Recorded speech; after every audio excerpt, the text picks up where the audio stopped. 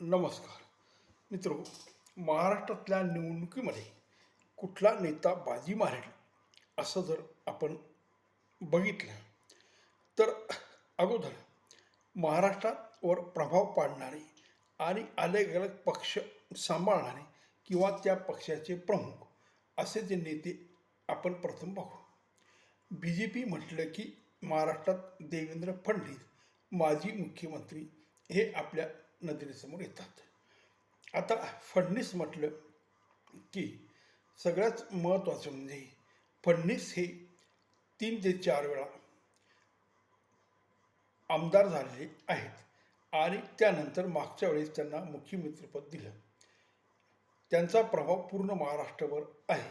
एक सुसंस्कृत व्यक्तिमत्व, एक हुशार माणूस, समाजाची नस समजणारा, समाजाचा विकासासाठी झटणारा आणि पक्षासाठी मोठ्या प्रमाणात काम करणारा असा हा नेता आज महाराष्ट्राच्या मतदारावर मोठ्या प्रमाणात प्रभाव पाडून आहे. महाराष्ट्रातले सगळे समाज त्यांना उत्तम प्रकारे साथ देतात आणि विशेष म्हणजे त्यांच्यावर कुठल्याही प्रकारचा वेगवेगळे आरोप नाही आणि त्यांचं नाव बदनाम व्हावं अशी कुठलीही गोष्ट त्यांच्याकडनं आजपर्यंत घडलेली नाही. तेव्हा एक स्वच्छ प्रतिमेचा नेता म्हणून त्यांना महाराष्ट्र ओळखतो. फक्त अलीकडे म्हणजे 2.5 वर्षापूर्वी एकनाथ शिंदे हे त्यांच्याकडे गेले, तसंच नंतर अजित पवार ही त्यांच्याकडे गेले व त्यांनी सत्ता स्थापन केली. हा काही प्रमाणात म्हटलं तर त्यांच्यावर डाग आहे, कारण समाजाने तो डाग काही प्रमाणात त्यांच्यावर ठेवला आणि तशी त्या पद्धतीने त्यांच्यावर पक्षांकडनं किंवा सामान्य माणसाकडनं सुद्धा टीका झाली नाही असं नाही. बाकीचं मात्र स्वच्छ प्रतिमा आणि पक्षाचं उत्तम काम, समाजासाठी झटणारा नेता अशी त्यांची ओळख आहे. तेव्हा असं वाटतं की त्यांचा प्रभाव ह्या विधानसभेच्या निवडणुकीत मोठ्या प्रमाणात पडेल. आता दुसरी व्यक्ती म्हणजे एकनाथ शिंदे. एकनाथ शिंदे शिवसेनेत असताना मोठ्या धडाडीने काम करत होते आणि शिवसेनेत ते निष्ठावान होते. प्रथम जेव्हा निवडणुका झाल्या आणि बी जे पी आणि शिवसेना यांच्या दोघां मिळून सरकार स्थापन करायची वेळ आली, त्यावेळेस उद्धव ठाकरे यांनी काही मुद्दे आणले आणि त्यानंतर त्यांची फाटाफूट झाली व उद्धव ठाकरे काँग्रेसकडे गेले आणि तिकडून ते मुख्यमंत्री झाले. त्यावेळेस असं म्हणतात किंवा एकनाथ शिंदे स्वतः सांगतात त्या गोष्टी त्यांना पटल्या नाही, कारण बाळासाहेब ठाकरे यांनी काँग्रेसबरोबर नेहमी विरोधात त्यांचं वागणं होतं आणि त्यांनी नेहमी काँग्रेसला विरोध केला. काँग्रेसला त्यांनी कधी जवळ घेतलं नाही, कारण काँग्रेसचे जे तत्त्व होते, जे विचार होते ते त्यांना मुळीच पटत नव्हते. दोघांचे विचार दोन ध्रुवावर अशा पद्धतीने अलग अलग असल्यामुळे बाळासाहेब ठाकरे हे कधीही काँग्रेसकडे गेले नाही. त्यामुळे एकनाथ शिंदे यांना उद्धव ठाकरेंनी केलेली गोष्ट पटली नाही आणि काँग्रेसकडे जाऊन काँग्रेसच्या मांडीला मांडी लावून बसणे आणि त्यांचे जे काही विचार असतील ते विचार स्वतः आत्मसात करणे किंवा त्या विचाराला मान्यता देणे हे त्यांना मान्य नव्हतं. तेव्हा त्यांनी पक्ष फोडला आणि ते मुख्यमंत्री झाले.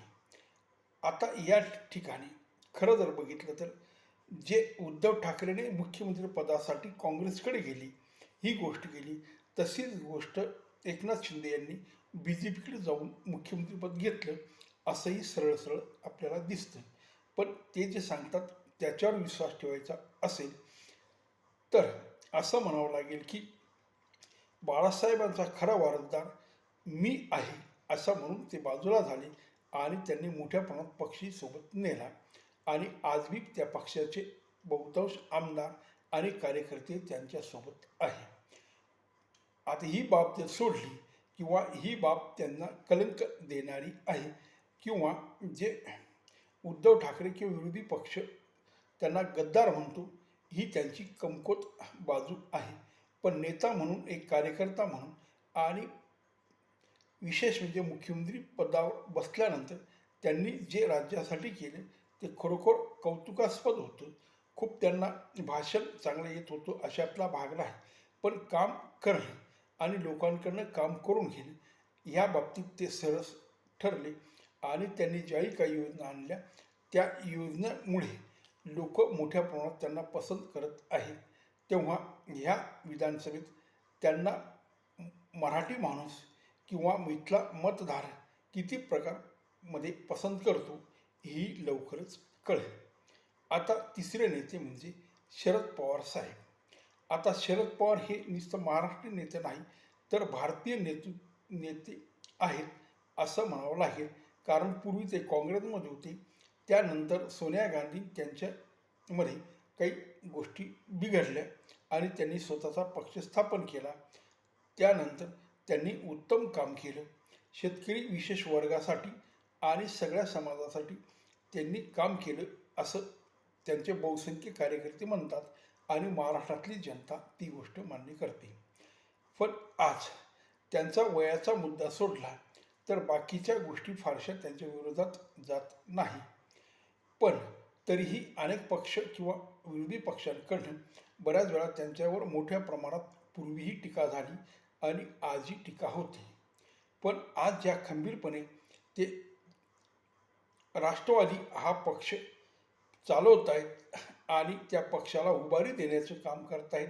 आजही विधानसभेमध्ये इनकमिंग म्हणजे वेगवेगळ्या पक्षातले नेते त्यांच्याकडे मोठ्या प्रमाणात गेले आणि त्यांनी त्यांच्या हुशारीने, बुद्धिमत्तेने आणि त्यांच्या कामाच्या धडाडीने सेना आणि काँग्रेस यांना बरोबरी घेत लोकसभेत चांगल्या जागा मिळवल्या.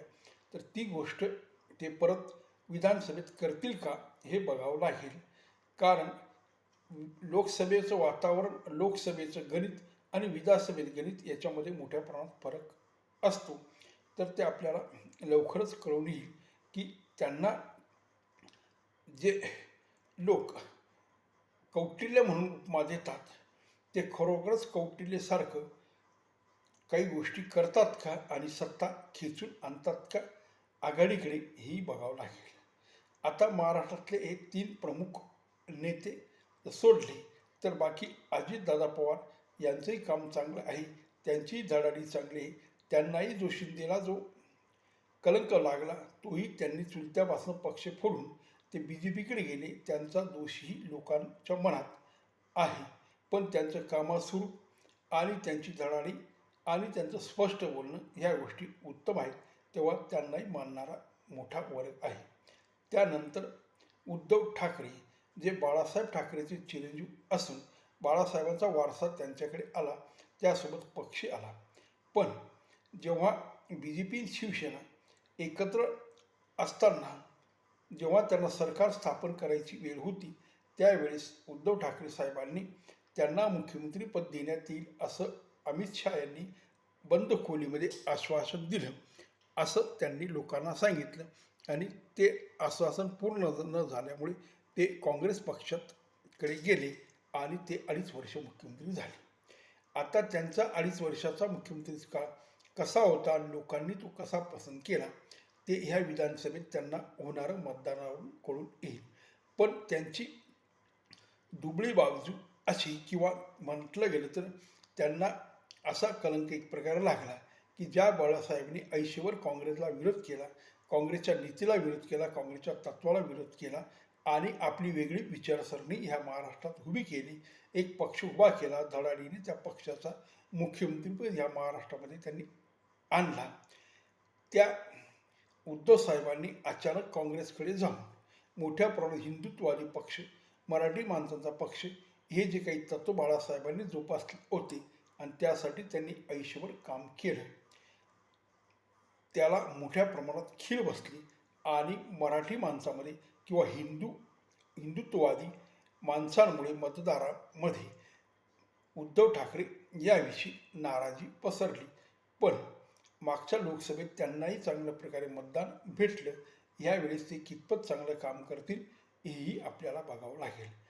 तर ह्या पद्धतीने महाराष्ट्रात BJPचे फडणवीस, सेनेचे एकनाथ शिंदे, राष्ट्रवादीचे पवारसाहेब आणि अजित पवार आणि उद्धव ठाकरे ह्या 5 लोकांमध्ये महाराष्ट्रात कोणाला पसंत करतो आणि महाराष्ट्रातली जनता, महाराष्ट्रातला मतदार कोणाकडे सत्ता देतं हे बघावं लागेल.